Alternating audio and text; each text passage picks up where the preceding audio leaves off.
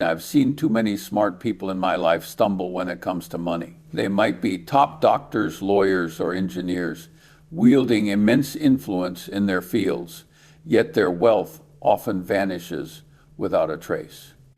Why? It's very simple. They all made what I consider the most fatal and foolish mistake. They tried to make money with their ears. You heard right, with their ears. They staked their life's hard-earned savings, their hopes for retirement, their children's education funds, entirely on some vague and unreliable voice. It might be an expert on television, an insider sitting next to you at a dinner party, or a teenage stock market genius suddenly appearing online. They strained their ears like travelers in the desert yearning for water, desperately searching for the secret to wealth that would bring them instant riches. They believed wealth was something you could hear, and that if you listened correctly, you could ride a rocket to success. Let me tell you a cruel truth, one you must remember. Anyone who tries to make money by listening will inevitably end up paying the price with their own pocket. This isn't a matter of probability. It's a law, as certain as gravity. Your wealth will never, ever surpass your diligence, especially your intellectual diligence. The world is never short of opportunities to make money. What it lacks are minds worthy of those opportunities to buy. But most people simply don't want to train their brains. They only want shortcuts. This is the most fundamental laziness in human nature, intellectual laziness. They'd rather spend 8 hours researching which restaurant has the best steak than half an hour reading the annual report of the company into which they're about to invest their life savings. They find reading financial statements tedious, boring, and difficult. But how easy, how pleasant, how exciting it is to gather information and hear stories. This is the root of the problem. They treat investing as entertainment, a gamble, a social activity. They're not seeking facts and logic, but rather stimulation and a sense of belonging. Hey, I bought the hottest stock right now, says at a party, seemingly more appealing than I spent 3 weeks reading through a cement company's financial statements. People crave being part of the story, especially those tales of overnight riches. They forget that in these stories, the protagonist is always the one selling you the story, and you are merely a statistic used to prop up the narrative. Decision-making based on hearsay is inherently cowardly.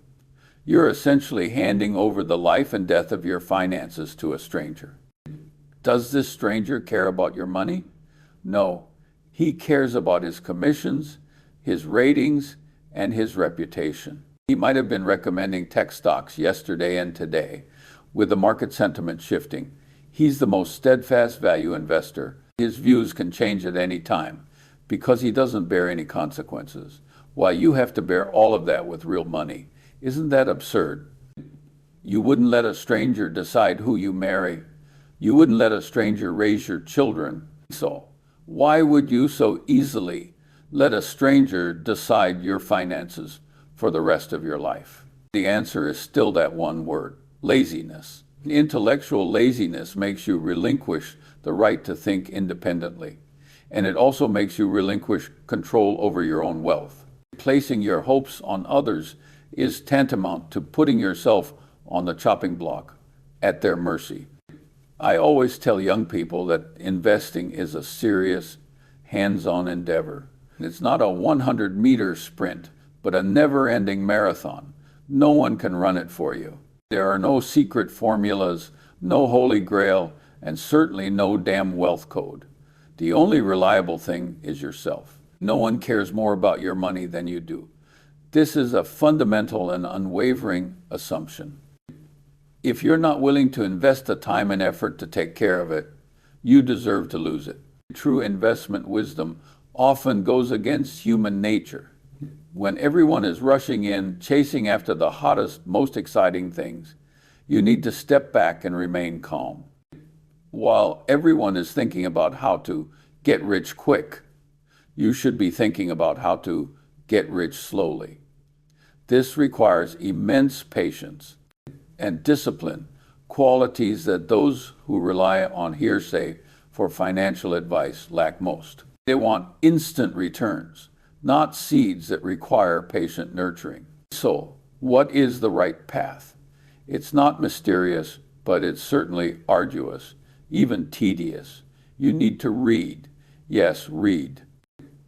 Read the company's annual reports. Read its competitors' reports. Read industry analyses. You need to be like a detective, searching for clues from the dense numbers and convoluted footnotes, piecing together the company's true picture. You need to understand its business model. How exactly does this company make money? What are its competitive advantages? Will it still be as profitable 10 years from now? No one can give you direct answers to these questions. You have to think about them and research them yourself. It's like buying a cow. You have to see for yourself whether it's young and strong or old and frail.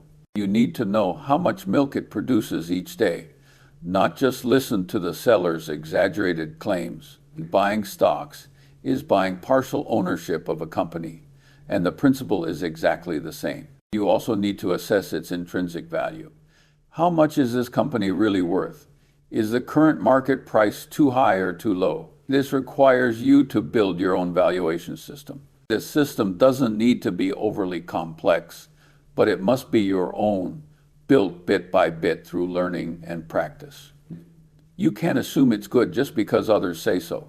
You need your own yardstick to measure everything. Without it, you'll be like a headless fly in the market, forever led by the nose by others' opinions.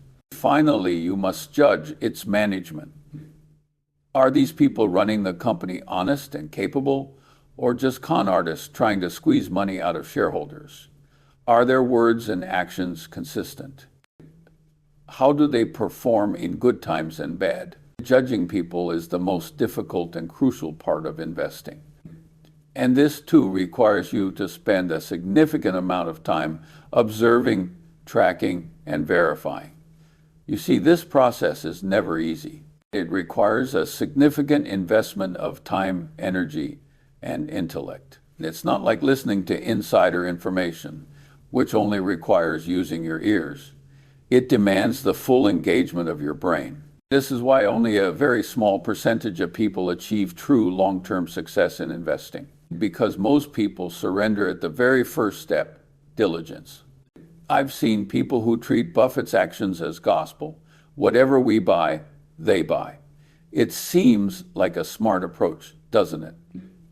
Following the most successful people can't be wrong, right? Wrong, terribly wrong. This is still the ultimate manifestation of intellectual laziness. They only saw what we bought, but had no idea why we bought it, or under what circumstances we planned to sell. They copied our homework, but didn't learn the problem-solving approach. Once the market fluctuated wildly or circumstances changed, they panicked immediately because they lacked any firm conviction. They didn't know where they were or where they were going. This kind of herd-following investment is no better than listening to rumors, and the final result is often disastrous. Stop pinning your hopes on any external voices. Turn off those incessantly chattering financial programs and stay away from those who claim to offer you the secrets to wealth. They are just noise, siren tempting you astray. What you need to do is quiet yourself. Sit down, pick up an annual report, and start reading slowly, word by word. This process may feel frustrating, even make you want to sleep. But believe me, when you truly understand a company's value for the first time through your own efforts, the intellectual pleasure and inner peace you experience are something no insider information can provide. Accumulating wealth is more like farming than hunting. Hunters pursue short-term, exciting prey. They may return laden today, empty-handed tomorrow, or even wounded by wild animals. Farmers, on the other hand, cultivate, sow, water, and weed day after day. Their work may seem tedious and repetitive, but their harvest is stable and predictable. They believe in common sense and the power of time. They know that no fruit is gained overnight.